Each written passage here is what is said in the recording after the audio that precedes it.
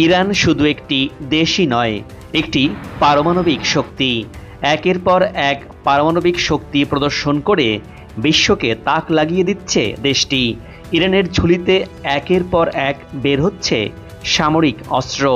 মাটির নিচে ইরানের মিসাইল সিটি বিশ্বের কাছে নজর কেড়েছে। আর এই মিসাইল শহরের ভয়ে পশ্চিমাদের মনে ভয় ধরে গেছে। সাম্প্রতিক সময়ে রাজনীতির এমন বাস্তবতায় নিষেধাজ্ঞা আর চাপের মধ্যেই ইরান নীরবে তৈরি করে যাচ্ছে শক্তির নতুন নতুন ভান্ডার। যুক্তরাষ্ট্র ইরান যখন পরমাণু ইস্যুতে আলোচনার টেবিল থেকে উঠে দাঁড়িয়েছে, তখনই ইরান জানান দিল ইরান এখন ৯শ'রও বেশি অস্ত্র ব্যবস্থার মালিক। ইরানের সমর অস্ত্র ব্যবস্থা ৩১ থেকে ৯শ'তে উন্নীত, যা ইরানের প্রতিরক্ষা শিল্পের ঐতিহাসিক অগ্রগতি। সব দিক থেকে শক্তিশালী হয়ে উঠছে ইরান। ইসলামী বিপ্লবের আগের তুলনায় বর্তমান প্রতিরক্ষা সক্ষমতা বহুগুণে বেড়েছে। দেশটি এখন অভ্যন্তরীণভাবে তৈরি করছে ৯শ'রও বেশি ধরনের প্রতিরক্ষা ও অস্ত্র ব্যবস্থা। ইরানি প্রতিরক্ষা মন্ত্রণালয়ের মতে, ইরানের সশস্ত্র বাহিনী সবচেয়ে উন্নত প্রতিরক্ষা ও ড্রোন প্রযুক্তিতে সুসজ্জিত। দেশটি প্রতিরক্ষা শক্তির এই স্তর অর্জন করেছে এবং বিশ্বব্যাপী এর বৈজ্ঞানিক অবস্থান ৪০ ধাপ উপরে উঠে এখন ১৬তম স্থানে দাঁড়িয়েছে। ইরানকে যখন নিষেধাজ্ঞার বেড়াজালে আটকে দিচ্ছে, তখন ইরান জানান দিল নতুন এই অস্ত্র ভান্ডারের তথ্য। এবার গাজা ও ইয়েমেন দুই দিক থেকেই হামলার শিকার হলো ইসরায়েল। শুক্রবার যখন গাজার দক্ষিণাঞ্চল ঘিরে ফেলেছে ইসরায়েলি সেনারা, তখন ইসরায়েলি ভূখণ্ড লক্ষ্য করে ছোড়া হয় গুলি। আর এই হামাসের গুলিতে গুরুতর আহত হন এক আইডিএফ কর্মকর্তা। শুক্রবার ইসরায়েলের সীমান্তবর্তী এলাকাগুলোতে এসব হামলা চালায় ফিলিস্তিনের স্বাধীনতাকামী সংগঠন হামাস। তবে ইসরায়েলের দাবি, হামাসের গুলিতে তেমন কোনো ক্ষতি হয়নি ইসরায়েলের। একই দিনে ইয়েমেনের হুথি গোষ্ঠী মধ্য ইসরায়েলের তেল আবিব শহরে নতুন করে ড্রোন হামলা চালিয়েছে। শুক্রবার এক বিবৃতিতে ইয়েমেনের হুথি গোষ্ঠী জানিয়েছে, বিমান বাহিনী তেল আবিবে ২টি ড্রোন ব্যবহার করে ইসরায়েলি সামরিক লক্ষ্যবস্তুর বিরুদ্ধে সামরিক অভিযান চালিয়েছে। হুথির মুখপাত্র ইঙ্গিত দিয়ে বলেছেন, ফিলিস্তিনি জনগণের সমর্থনে এই হামলা চালানো হয়েছে। ইসরায়েলের সংবাদ মাধ্যম চ্যানেল ১২ নিউজ জানিয়েছে, ইসরায়েলে পৌঁছানোর আগেই জর্ডানের আকাশসীমার মধ্যে মৃত সাগরের কাছে একটি ইয়েমেনি ড্রোন আটক করা হয়েছে। এদিকে গাজায় যুদ্ধবিরতির চেয়ে চিঠি দেওয়া ১০০০ সেনাকে বরখাস্ত করেছে ইসরায়েল। ফিলিস্তিনের অবরুদ্ধ গাজায় চলমান যুদ্ধ বন্ধের আহ্বান জানিয়ে চিঠি দেয়া প্রায় ১০০০ রিজার্ভ সেনাকে বরখাস্ত করেছে ইসরায়েলি সেনাবাহিনী। দেশটির সেনাপ্রধান জেনারেল আইয়াল জামির তাদের বরখাস্তের সিদ্ধান্ত অনুমোদন করেন। আর এমনটাই জানিয়েছে মিডল ইস্ট মনিটর। পরমাণু কর্মসূচি নিয়ে শেষ হলো ইরান যুক্তরাষ্ট্র বৈঠক। শনিবার বিকেলে ওমানের রাজধানী মাস্কটে ২.৫ ঘণ্টাব্যাপী এই বৈঠক অনুষ্ঠিত হয়েছে। আর এই বিষয়টি নিশ্চিত করেছে ইরানের পররাষ্ট্র মন্ত্রণালয়। গঠনমূলক পরিবেশ এবং পারস্পরিক শ্রদ্ধার উপর ভিত্তি করে এই বৈঠক শেষ হয়েছে। আগামী সপ্তাহে এই বৈঠক আবারও চালিয়ে যাবে বলে ইরানের পররাষ্ট্র মন্ত্রণালয় জানিয়েছে। অন্যদিকে মার্কিন রাষ্ট্রদূত স্টিভ উইটফ বলেছেন, ইরানের সাথে খুবই ইতিবাচক এবং গঠনমূলক আলোচনা হয়েছে। এই রাষ্ট্রদূত আরও নিশ্চিত করেছেন যে উভয় পক্ষের মধ্যে পরবর্তী দফা আলোচনা আগামী ১৯ এপ্রিল অনুষ্ঠিত হবে। এদিকে যুক্তরাষ্ট্রের সাথে ইরান আলোচনা করছে, সেই সাথে মিসাইলও রেডি রাখছে। বলা যায়, আলোচনা আর মিসাইলের পাহাড় নিয়ে এগিয়ে চলছে ইসলামী প্রজাতন্ত্র ইরান। পূর্ণাঙ্গ যুদ্ধের প্রস্তুতি নিয়ে আছে আয়াতুল্লাহ আলী খামেনি। আলোচনার সাথে সাথে যুদ্ধের জন্য প্রস্তুত পারস্য উপসাগরের এই দেশটি। আগামীতে আলোচনার ফলাফল যাই আসুক না কেন, যুক্তরাষ্ট্রের হঠকারী আচরণ সম্পর্কে ভালো করেই জানা আছে আয়াতুল্লাহ আলী খামেনি। ইরান অস্ত্রকে দিয়েই অস্ত্র মোকাবেলা করবে। ইরান ও যুক্তরাষ্ট্রের মধ্যে উত্তেজনা ক্রমশ বাড়ছে। পারমাণবিক ইস্যুকে কেন্দ্র করে এই পরিস্থিতিকে ইসরায়েলি হস্তক্ষেপের সম্ভাবনার আশঙ্কা করা হচ্ছে। ইরানের নৌবাহিনীর প্রধান রিয়ার অ্যাডমিরাল শাহরাম দেশটির নৌ ও প্রতিরক্ষা ব্যবস্থা সর্বোচ্চ শক্তিশালী পর্যায়ে রয়েছে বলে দাবি করেছেন। নৌবাহিনীর উদ্দেশ্যে দেয়া এক ভাষণে শাহরাম শত্রুদের হুঁশিয়ারি দিয়ে তিনি বলেছেন, তারা সমুদ্রে সরাসরি সংঘর্ষ চায়।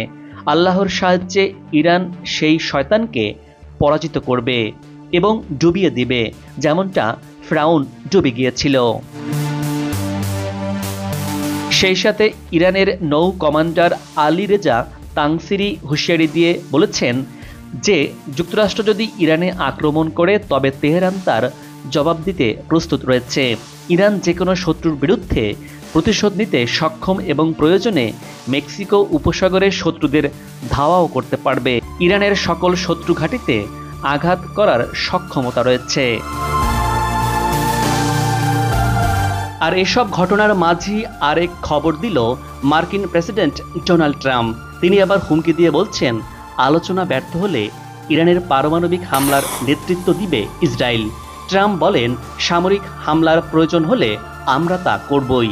ইসরায়েল এতে সরাসরি অংশ নিয়ে নেতৃত্ব দিবে। এই প্রথম ডোনাল্ড ট্রাম্প ইরানে ইসরায়েলের নেতৃত্বাধীন হামলার ইঙ্গিত দিলেন।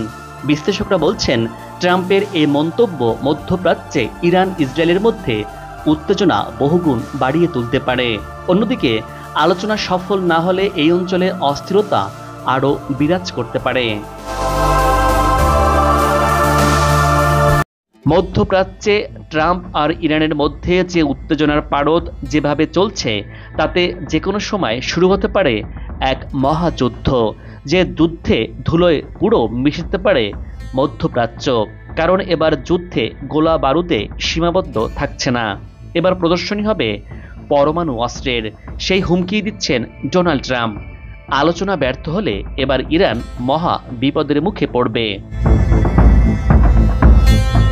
এর জবাবে ইরানও বলছে, বর্তমান ইরান এখন আর ভয় পায় না এবং বুক চেতিয়ে দিতে পারে চরম প্রতিশোধ। ইরান মাঝে মধ্যে যা প্রকাশ্যে আনছে তাতে ইরানের কথায় গুরুত্ব না দিয়ে উপায় নেই পশ্চিমাদের। ইরানের পাহাড়ের নিচে শত শত মিসাইল সিটি গড়ে ইরানকে আর হালকা চোখে দেখার কোনো সুযোগ নেই। আপোষে যাবে না ইরান, পরমাণু বোমা আসছেই। যতই আলোচনার কথা বলা হোক না কেন, পারমাণবিক কর্মসূচি নিয়ে কোনো ধরনের আপোষ করবে না ইরান। মার্কিন যুক্তরাষ্ট্রের সাথে আলোচনার ঠিক আগ মুহূর্তে এমন বিস্ফোরণ ঘটালো তেহরান। আর এমনটাই জানিয়েছে ইরানের প্রেসিডেন্ট মাসুদ পেজেশকিয়ান। তার এই বক্তব্যের মাধ্যমে ইরান যে পরমাণু বোমা তৈরি থেকে সরে আসবে না তা পরিষ্কার করে দিলেন ইরানের এই প্রেসিডেন্ট। ইরান তার পারমাণবিক সাফল্য থেকে একদম পিছু হটবে না। মার্কিন হুমকি ধামকি প্রত্যাখ্যান করেই পারমাণবিক কর্মসূচি চালিয়ে যাবি পারস্য উপসাগরের এই দেশটি ইরান। বর্তমানে ইরান ও যুক্তরাষ্ট্রের মধ্যে উত্তেজনা তুঙ্গে। মার্কিন প্রেসিডেন্ট ডোনাল্ড ট্রাম্প এবং তার প্রতিরক্ষা মন্ত্রী ইরানের বিরুদ্ধে সামরিক অবস্থান আরও শক্তিশালী করার চেষ্টা করছে। এর মধ্যে মার্কিন বিমান বাহিনী ভারত মহাসাগরে অত্যাধুনিক B-2 বোমারু বিমান সহ অন্যান্য যুদ্ধ বিমান এরই মধ্যে পাঠিয়েছে। এই বিমানগুলো দিয়াগো গার্সিয়া দ্বীপে পার করা হয়েছে। এর মাধ্যমে মার্কিন বাহিনী ইরানকে একটি কঠিন সামরিক বার্তা দিয়েছে। তবে ইরানও পিছিয়ে নেই। মার্কিন ঘাঁটিগুলোর জন্য ইরান ভয়ঙ্কর ক্ষেপণাস্ত্র ও ড্রোন প্রস্তুত রেখেছে। বিশেষ করে শাহেদ কামিকাজে ড্রোন ও খোররাম ক্ষেপণাস্ত্রের মাধ্যমে মার্কিন ঘাঁটিগুলোকে লক্ষ্য বস্তুতে পরিণত করেছে। এই অত্যাধুনিক প্রযুক্তির মাধ্যমে ইরান তার প্রতিপক্ষের উপর আক্রমণ করার জন্য প্রস্তুত রয়েছে। এসব অস্ত্র নিখুঁতভাবে নির্দিষ্ট বস্তুতে আঘাত হানতে সক্ষম। আবার এসব অস্ত্রে সর্বাধুনিক AI প্রযুক্তিও ব্যবহার করেছে ইরান। এ কারণে ইরানের সামরিক শক্তি অনেক বৃদ্ধি পেয়েছে। ইরানের সামরিক উন্নতির জন্য দীর্ঘদিন ধরে ক্ষেপণাস্ত্র ও ড্রোন প্রযুক্তিতে গুরুত্ব দিয়ে আসছে। ইরানের শাহেদ কামিকাজে ড্রোন এবং খোররাম ক্ষেপণাস্ত্রের সক্ষমতা অনেক শক্তিশালী। এই ক্ষেপণাস্ত্রগুলোর পাল্লা প্রায় 4000 কিলোমিটার পর্যন্ত বিস্তৃত। ইরান এসব প্রযুক্তি ব্যবহার করে যুক্তরাষ্ট্রের মধ্যপ্রাচ্যে অবস্থিত সামরিক ঘাঁটিগুলোর বিরুদ্ধে হামলা চালাতে পারে। বিশ্লেষকরা বলছেন, ইরানের সামরিক কৌশলে তার ক্ষেপণাস্ত্র ও ড্রোন প্রযুক্তির উপস্থিতি আঞ্চলিক নিরাপত্তায় এক বড় পরিবর্তন আনতে পারে। এই যেমন মার্কিন সামরিক ঘাঁটি দিয়াগো গার্সিয়া, যেখানে অত্যাধুনিক B-2 বোমারু বিমান মোতায়েন করা হয়েছে। এটি ভারত মহাসাগরে অবস্থিত। আর এই মার্কিন ঘাঁটিটি ইরান থেকে প্রায় 3900 কিলোমিটার দূরে অবস্থিত। তবে ইরানের আওতার বাইরে নয় এই মার্কিন ঘাঁটি। ইরানের ড্রোন ও মিসাইল সহজেই দিয়াগো গার্সিয়া নিশানা হতে পারে। ইরান তার সশস্ত্র বাহিনীকে সেই সব স্থাপনা টার্গেট করে আধুনিকভাবে গড়ে তুলছে। এতে ইরানের সশস্ত্র বাহিনী আরও শক্তিশালী ও আধুনিক হয়েছে, যা শুধু আঞ্চলিক নিরাপত্তার জন্যই নয়, বরং বিশ্বের বড় বড় শক্তির জন্য বিপদের কারণ হতে পারে ইরান। বর্বরোচিত ইসরায়েলি হামলায় পুরো গাজা উপত্যকা ধ্বংস, স্তূপ আর মৃত্যুপুরীতে পরিণত হয়েছে। এমন দুর্দিনে বাকি বিশ্ব গাজা থেকে চোখ ফিরিয়ে নিলেও মাঠে কঠোর অবস্থানে লড়াই করে যাচ্ছে ইয়েমেনের হুতি প্রতিরোধ যোদ্ধারা। তারা ইসরায়েলে মার্কিন সমর্থিত গণহত্যা অভিযানের প্রতিশোধ নিতে মার্কিন ও ইসরায়েলি লক্ষ্যবস্তুতে নতুন বিমান হামলা চালিয়েছে।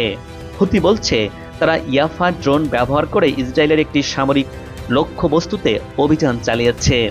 হুতির বিবৃতি অনুসারে লোহিত সাগরের উত্তরে USS হ্যারি এস ট্রুম্যান বিমানবাহী রণতরীতে নতুন করে ড্রোন হামলা চালিয়েছে।